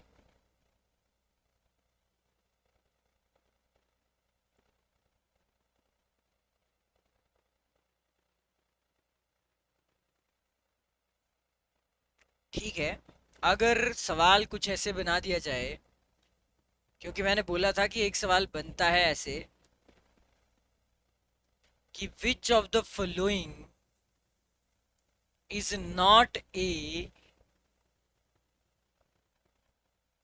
जरा कॉपी देख लो चाहे, सोशलिस्टिक प्रिंसिपल, मैं हिंदी में भी लिख दूंगा इसी चीज को, यानी कि सामाजिक सिद्धांत है, directive principle of state policy, और उसके अंदर सामाजिक सिद्धांत पढ़े हैं ना सभी ने, हाँ सर हमने पढ़े हुए हैं, बिल्कुल पढ़े हुए हैं। ठीक है, ऑप्शन देता हूं आपको, ऑप्शन में देता हूं आर्टिकल 39, आर्टिकल थोड़े से सोच समझ के देने होंगे मेरे को, नहीं तो गड़बड़ कर जाएंगे आप। आर्टिकल 38, ठीक है, आर्टिकल 42 और आर्टिकल 40। चलो बताओ, मैं ऑप्शन चेंज करूंगा, बिल्कुल चेंज करूंगा यहाँ पे ऑप्शन, आपको क्या लगता है, इससे हम बहुत सारे सवाल करेंगे अभी। हम्म, ये मेरा तरीका है, आई फॉलो सच मेथड्स, कि एक क्वेश्चन पूरा खोल के रखो उसको, सोचो पहले, सोचो क्या होगा, देखो नोट्स देखो, फ्रीडम है, तो जब अभी टेस्ट थोड़ी चल रहा है, अभी तो अच्छे से पढ़ रहे हैं, फ्रीडम है, देखो जरा क्या होगा, सभी सोच समझ के आंसर करें, देखो जरा। आर्टिकल 39 क्या बोलता है, आर्टिकल 40 है, 42 है, 38 है, सामाजिक सिद्धांत, सोशलिस्टिक प्रिंसिपल पढ़ी आपने, यस सर, उसके बाद आपने गांधी जी की प्रिंसिपल पढ़ी, यस सर, और उसके बाद लिबरल, नहीं लिबरल, वो भी पढ़ी आपने, लिबरल इंटेलेक्चुअल की। यहाँ पे जो आंसर होता प्यारे बच्चों, वो सभी का सही है कि sir option number B, why, why, article 40 ही क्यों आपने चूज किया, बिकॉज ये गांधी जी की प्रिंसिपल है, आर्टिकल 40, है ना, ये गांधी जी का सिद्धांत है कि ग्राम पंचायत का गठन होना चाहिए, यस सनम नेगी, बहुत बढ़िया, यही आंसर मैं उम्मीद करता हूं आपसे। आगे चलो मैं और पूछता हूं आपसे, विच of the following isn't a socialistic principal, ठीक है, फिर से एक बार करते हैं, आर्टिकल 41, आर्टिकल 42,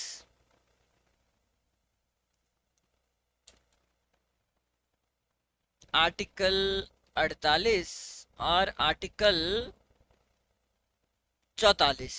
चलो दो भाई आंसर, मेरे होनहार छात्रों आंसर दीजिए इसका, छात्रों एवं छात्राएं भी, ठीक है दोनों, क्या आंसर होगा।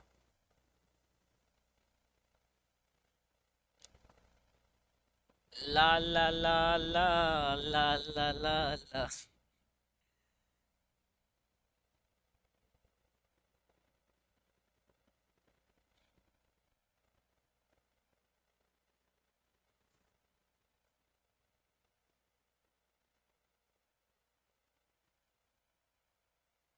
यहाँ पे दो आंसर हो सकते हैं क्या?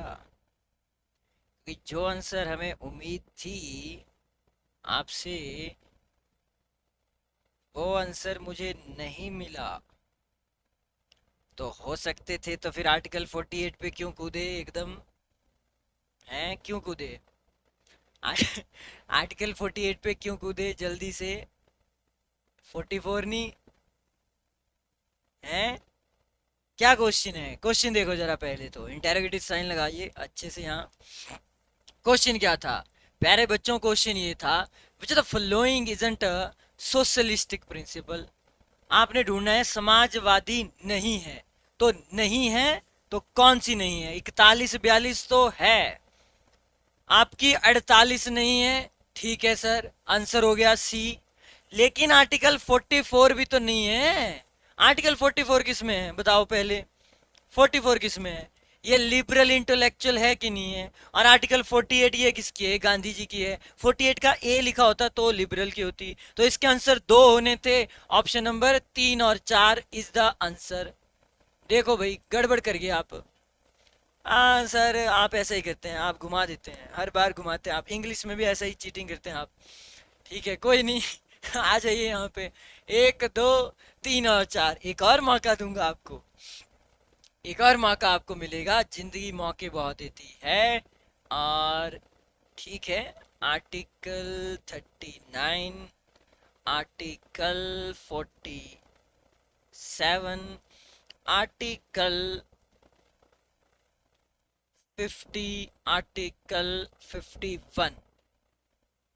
बताओ आंसर। पूरा आपको कॉन्सेप्ट पढ़ना पड़ेगा, तब जाके आंसर होंगे बबुआ। ऐसे मुश्किल है आंसर करना। ठीक है,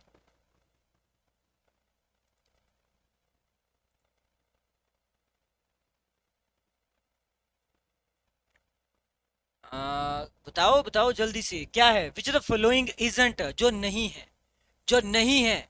आपकी सामाजिक सिद्धांत नहीं है यहाँ पे। कौन से नहीं है? सर आर्टिकल 50 और 51 नहीं है।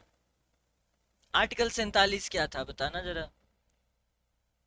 नहीं नहीं नहीं, बताओ बताओ बताओ जल्दी बताओ, आर्टिकल 47 बताओ। करण, किडनी, शिवम, नेकी जी बताओ जरा, जिन्होंने 50 51 का। संतोष, नोट्स भी देखो जरा। आर्टिकल 47 क्या बोलता है? बोलता है ना ड्रग्स के बारे में कुछ, बोलता है कि नहीं बोलता है? तो वो किसके विचार थे कि ड्रग्स शुड बी बैंड, सिर्फ मेडिसिन पर्पज के लिए हो? किसका विचार था? गांधी जी का विचार था ना? था कि नहीं था बताओ? तो यहाँ पे आंसर क्या होता प्यारे बच्चों? कर गए ना कंफ्यूज अपने आप को? यहाँ पे आंसर, पहले मैंने घुमाया आंसर 1 दिया, फिर मैंने घुमाया आंसर 2 दे दिए, और फाइनली आपको ऐसा घुमाया कि आप सब घूम गए। यहाँ पे आंसर होता आपका 2 3 और 4। होता कि नहीं होता? आर्टिकल 51 वही वाला, इंटरनेशनली पीस होना चाहिए, शांति रखो भैया, शांति होनी चाहिए। और आर्टिकल 50 क्या बोलता है? ये आर्टिकल 51 आपकी नेशनल, आपकी फॉरेन पॉलिसी भी है, अंतरराष्ट्रीय है ना, पीस हो राज्य के साथ।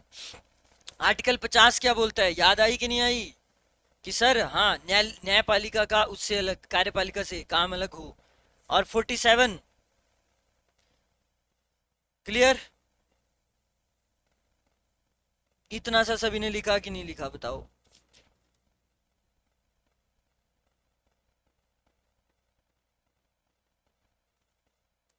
अनुच्छेद 47 A, clear? Raise the level of nutrition and standard of living of people. हाँ, ये भी था आर्टिकल 47 में ही।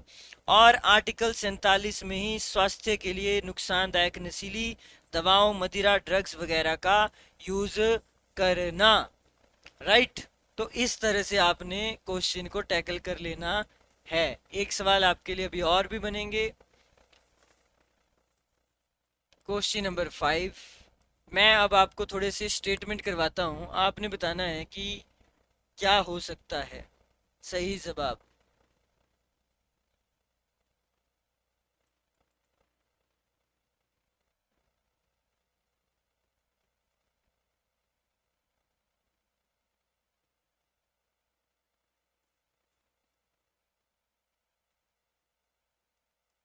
मान लीजिए मैं लिखता हूं पार्टिसिपेशन ऑफ वर्कर्स, ठीक है, देखना जरा इसको, participation of workers in management of industries. थोड़ा कम लिखूंगा क्योंकि नहीं तो कंफ्यूज हो जाएंगे। ठीक है, दूसरा मैं लिखता हूं यूनिफॉर्म सिविल कोड, ठीक है, समान है ना। तीसरा मैं लिखता हूं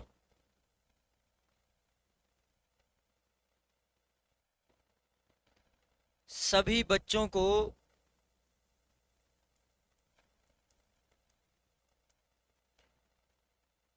निःशुल्क शिक्षा 14 वर्षों तक।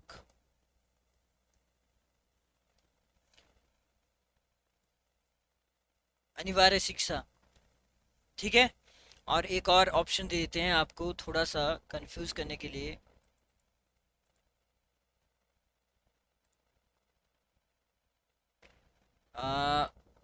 विलेज पंचायत गठन,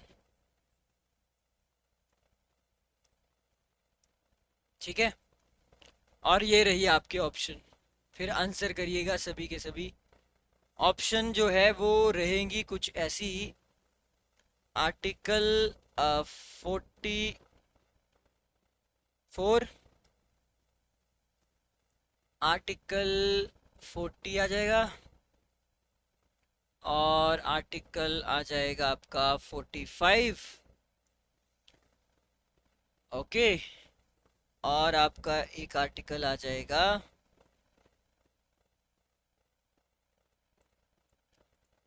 43 का ए। और पहले का आंसर क्या होगा,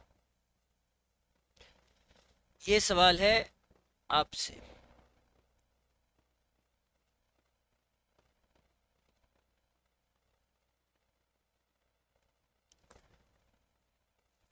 यहां जैसे लिख दूं आंसर्स, चलो फिर हो जाओ शुरू। यहाँ पे पहले का आंसर क्या होगा, पहले का आंसर क्या होगा, पार्टिसिपेशन ऑफ वर्कर्स, मतलब कि जो आपके कर्मकारी कर्मचारी हैं उनका किसमें, उद्योगों में।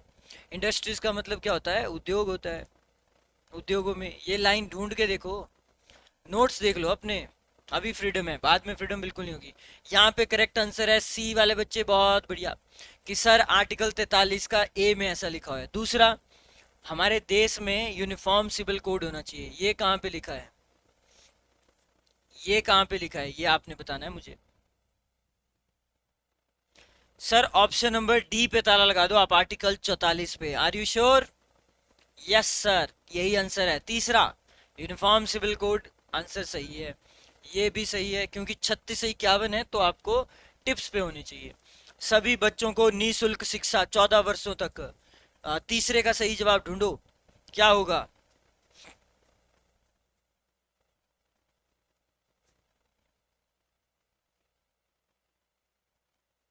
सर बी हो जाएगा, आर्टिकल 45 में लिखा है, यस, बहुत बढ़िया।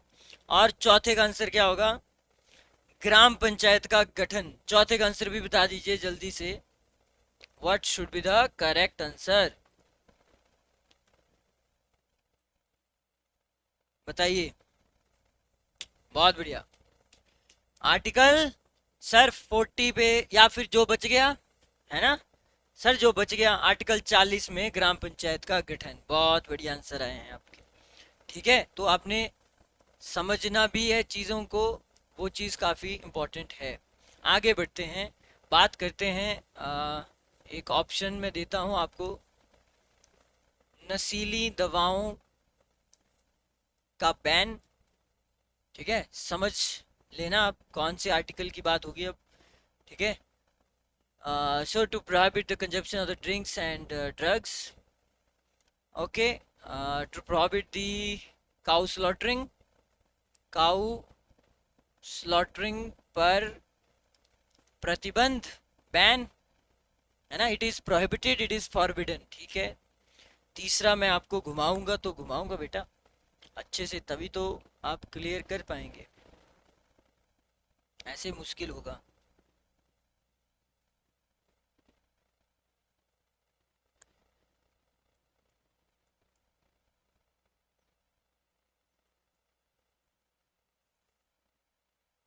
ठीक है, आपके अनुसूचित जाति जनजाति को शैक्षणिक संस्थानों में एवं जनजाति और समाज का जो कमजोर वर्ग है, यानी कि एससीज और STs and weaker section of the society को बचाना, weaker section of the society को कहां से बचाना? एक्सप्लॉयटेशन से बचाना, शोषण के विरुद्ध, उनका शोषण नहीं होना चाहिए इस फील्ड में। ये आपने बताना है मुझे इसमें, थर्ड में मैं ऑप्शन दूंगा, don't worry, you will have the options. ठीक है,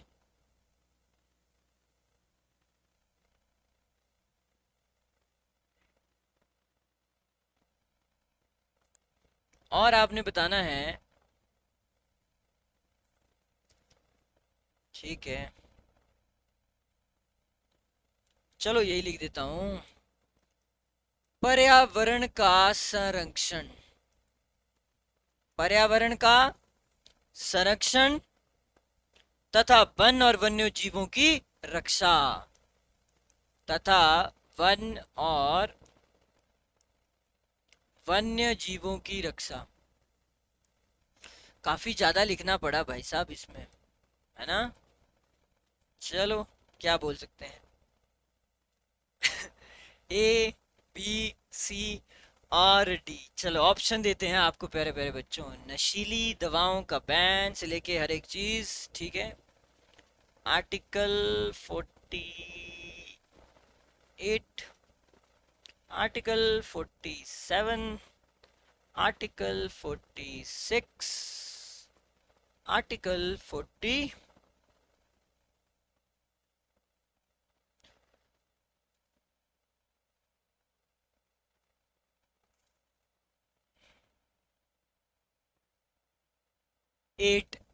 ए। अच्छा हाँ, ठीक है ठीक है। चलो बताओ, यहाँ पे आंसर देने हैं आपने। आंसर, पहले का आंसर क्या होगा?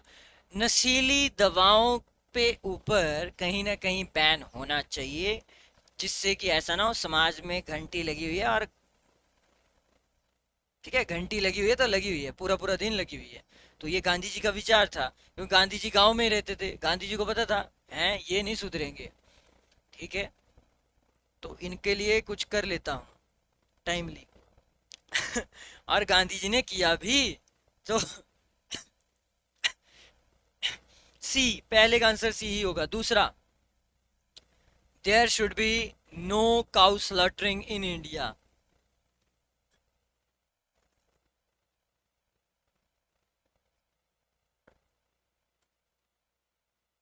देयर शुड बी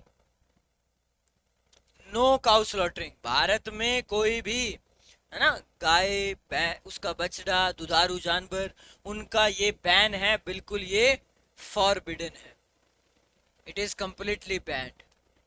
क्या आंसर हो जाएगा इसका? इसके लिए यूज हुआ है, अच्छा हाँ, नीचे लिखना चाहिए था, आर्टिकल डी होगा सर, बहुत बढ़िया। तीसरे का आंसर दो फिर।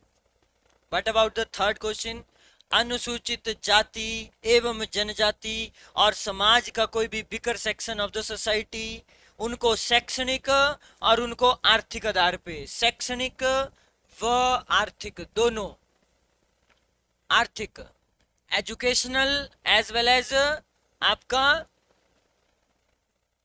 इकोनॉमिक इंटरेस्ट, बताओ जरा फिर, इकोनॉमी में भी ना, दोनों में शोषण से विरुद्ध है ना अधिकार होना चाहिए या सुरक्षा करनी चाहिए, है ना, और अन्याय को रोकना है आपने। सर आर्टिकल 46 होगा। करण बहुत बढ़िया, तो तीसरे का सही जवाब जो आपने दिया वो दिया बी, बी वाले बच्चे बहुत बढ़िया। आगे है लास्ट सवाल चौथा, पर्यावरण का संरक्षण भी जरूरी है भाई, environment to save the protect, है ना, to save and protect the our environment and wild animals को बचाना है, ना कि है ना चल बड़े और ठा ठा ठा ठा करे जा रहे हो, करे जा रहे हो, करे जा रहे हो, तो वो गलत चीज है। क्या होगा यहाँ पे? सही आंसर दिया आप में से बहुतों ने, सर जो रह गया वही, और क्या। तो क्या रह गया देखना पड़ेगा ना, सी भी आ गया, डी भी आ गया, बी भी आ गया, और बचा आपका article a. A is the correct answer, 48 का ई। That's it. ये इस तरह से आपने क्वेश्चंस करने हैं, ठीक है, डन। और प्रैक्टिस आपको करनी तो पड़ेगी, देखो, है ना। चलो एक सवाल और करते हैं जरा। थक तो नहीं गए भाई आप बच्चे? बोलते होंगे सर अब सर के सामने बोले भी कैसे, बेचारे बोल भी नहीं सकते हैं ना, दिक्कत तो ये है। थक गए हैं तो नहीं करवाएंगे, फिर आप खुद करेंगे, सिंपल सी बात है। विच ऑफ द फॉलोइंग आर्टिकल, ठीक है बना लेते हैं ऐसे क्वेश्चन, हाँ। Which the flowing article isn't based on, क्योंकि ये तो परमानेंट सवाल है। अब बात करते हैं जरा लिबरल की। लिबरल इंटेलेक्चुअल प्रिंसिपल, ठीक है, इसको हिंदी में बोलते हैं उदार बौद्धिक सिद्धांत। एक सेकेंड, हाँ सर अभी खाना बनाना है, अभी हमें स्कूल जाना है, हमें सर अभी क्या करना है, अभी सर कॉलेज भी जाना है ना, है ऐसा कि नहीं है? ब्रेकफास्ट नहीं किया है सर, प्लीज सर छोड़ दिया जाए सर, तो छोड़ देंगे ठीक है, बस रोना नहीं है। चलो ठीक है, दिमाग में है हमारे। Which of the following article isn't based on the liberal intellectual principle, ठीक है, दिमाग में है ना आर्टिकल कौन कौन से हैं वो। चलो ऑप्शन ये रही आपकी, आर्टिकल 48 ए, आर्टिकल 50, आर्टिकल 51, आर्टिकल 47। क्या आंसर होगा इसका? ऑप्शन में आपको फिर से दूंगा, यहाँ पे भी सेम क्वेश्चन, ऑप्शन अलग होंगी लेकिन। अरे अरे अरे अरे अरे अरे अरे अरे अरे अरे। क्या होगा सही जवाब?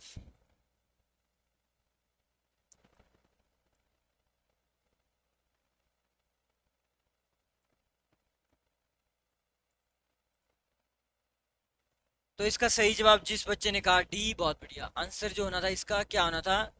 डी ही होना था आंसर, मैं लिख दिया यहाँ पे, ठीक है। आर्टिकल 47 जो है वो नहीं है आपकी लिबरल इंटेलेक्चुअल प्रिंसिपल में आता है, वो आपको देखने को मिल जाएगा गांधी का विचार दवाइयों के लिए।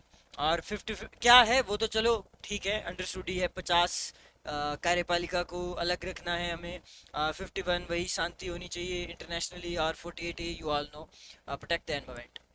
यहाँ पे ऑप्शन है आर्टिकल 44, आर्टिकल 45, आर्टिकल 46 और आर्टिकल 38। क्या आंसर होगा बताओ जल्दी से।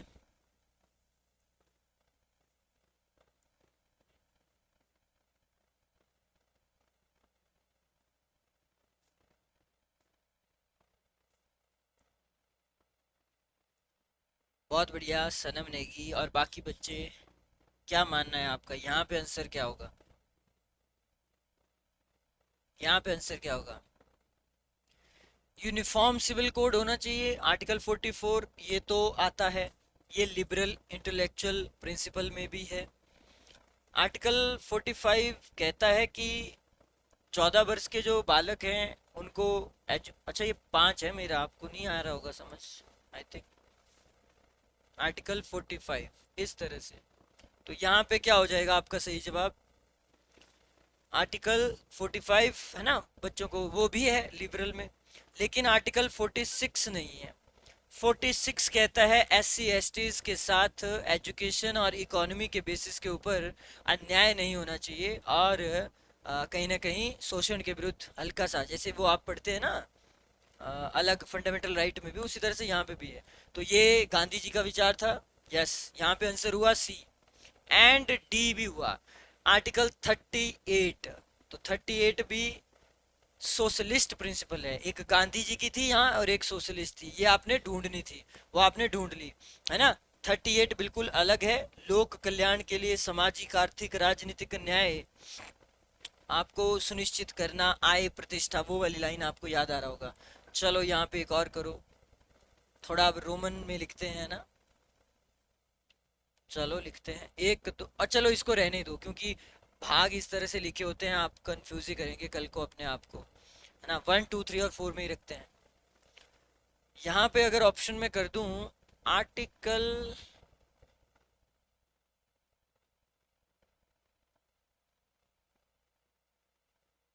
49, आर्टिकल 50, आर्टिकल 51 और आर्टिकल 44, बताओ जरा कौन बच्चा ढूंढेगा यहाँ पे क्या आंसर होगा।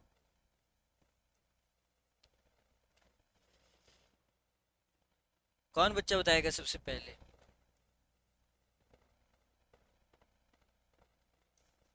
Which of the following is not based on liberal intellectual principles? अरे देवा, रे देवा, ये तो गड़बड़ हो गई देवा। क्या होगा यहाँ पे, बताओ। बाकी बच्चे देखो कंफ्यूज क्यों हैं। जब पढ़ा है, भरोसा है तो भरोसा रखिए अपने आप पे। यहाँ पे क्या आंसर होगा, तो यहाँ पे आंसर हो जाएगा ऑल ऑफ द अबव। हाँ सर, ये तो चीटिंग है, ऑप्शन में तो था ही नहीं। क्यों नहीं था, क्यों नहीं था बताओ। 1 2 3 4 और 5, ये जो लिखा है 5 को चूज करना था, नहीं लिखा है, प्रूव कर दीजिए नहीं लिखा है। अब भैया लिखा हुआ है, लिखा हुआ है साफ साफ, आंसर जाना था 5th। क्या करते हो यार, थोड़ा सा तो मेहनत करो, हैं। मेहनत करनी ही नहीं है इन्होंने, बताइए, है 5th हो जाता है यहाँ पे। आगे बढ़ते हैं, चलिए क्वेश्चन नंबर 8, सवाल, लास्ट सवाल लेते हैं यहाँ से, ठीक है। फिर आप सभी फ्री हैं, आप जा सकते हैं, आप गटर मस्ती कर सकते हैं, फिर आखिरी सवाल के बाद कर सकते हैं, लेकिन अभी नहीं। एक सवाल आपके लिए बनाया जाए यदि, ठीक है, थोड़ा हट के बनाया जाए, राइट। आपको बताया था ना छपड़ियों नुबड़ियों से क्या करना है, मॉन्यूमेंट्स को बचाना है, बताया था।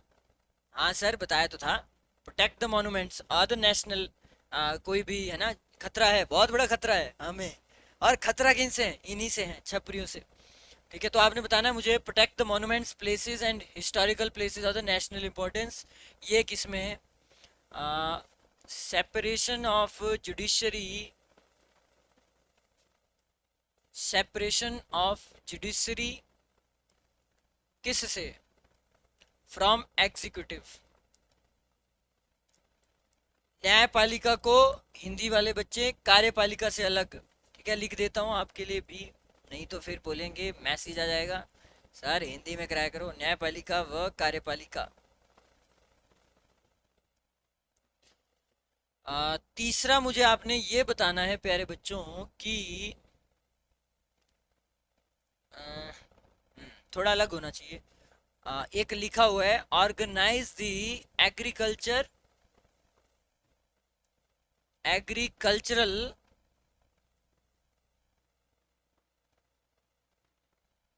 And animal husbandry, and animal husbandry. Hindi students, ये है कहानी की, ये लिखा हुआ है कृषि पालन, कृषि पालन के बारे में, और पशुपालन को आधुनिक और वैज्ञानिक प्रणालियों से करना, मतलब with the help of modern technique का इस्तेमाल करके आपने करना है। ये भी लिखा हुआ है, कहाँ लिखा है ये आप ही बताएंगे। और चौथा आपने मुझे लास्ट में ये बताना है जाते जाते, अर्ली चाइल्डहुड केयर और चिल्ड्रन के लिए, ये कहाँ लिखा है, early childhood care and education. Sir option दे दो, हम कर देंगे। बिल्कुल ऑप्शन ये रहे, ऑप्शन देने पड़ेंगे, है ना, ऐसे तो काम चलेगा नहीं। आर्टिकल 40, ठीक है, देते हैं आपको आर्टिकल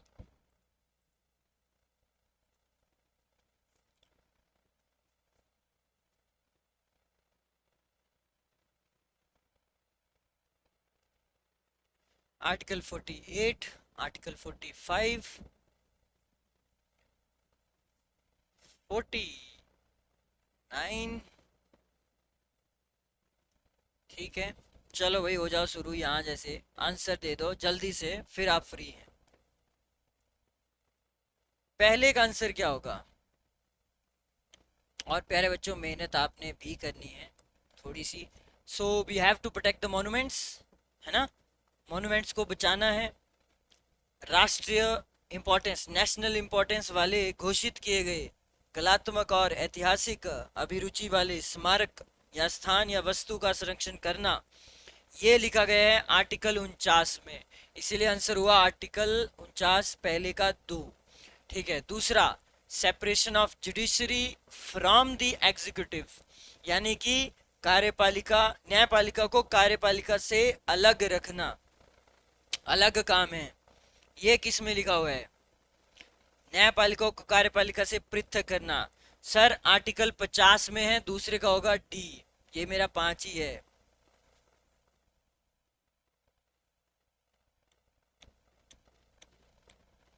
ठीक है, कंफ्यूज मत होना। तीसरे का आंसर दो, चलो।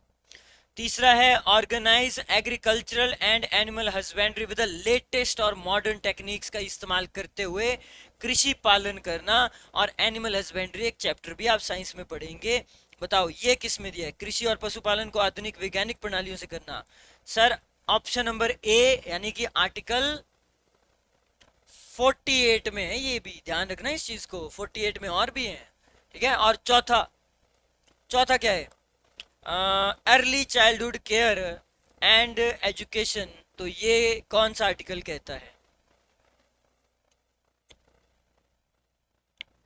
अनिवार्य शिक्षा देना, अर्ली, अनिवार्य शिक्षा देना, स्पेशली बच्चों को 14 साल से कम, ये कहता है आर्टिकल 45। तो जो बच गया वही हो जाए, सी इज द करेक्ट आंसर। तो ये थी आज की क्लास, एंड विद दिस हम यहाँ पे क्लास को कर देते हैं खत्म। काफी लंबी क्लास हो गई है ना, बट आई थिंक रिवीजन जरूरी था, वरना आप directive principle of state policy को रट्टा लगाएंगे तो रट्टा नहीं लगाना है, समझ के करना है। और हाँ, जब नेक्स्ट टाइम मैं आऊंगा, ठीक है, तब भी मैं आपको रिवाइज ही करवाऊंगा, तो प्लीज पढ़ के आना है आप सभी ने। ठीक है, रिवीजन ही होगा। चलो फिर यहाँ पे करते हैं क्लास को खत्म। Thank you so much. Okay everyone, Radhe Radhe.